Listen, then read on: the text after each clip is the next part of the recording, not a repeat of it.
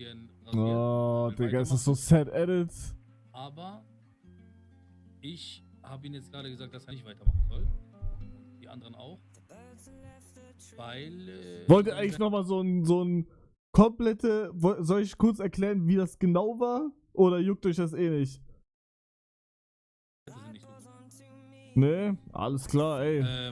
Sein Blutzucker ist 56. Ich mach quick.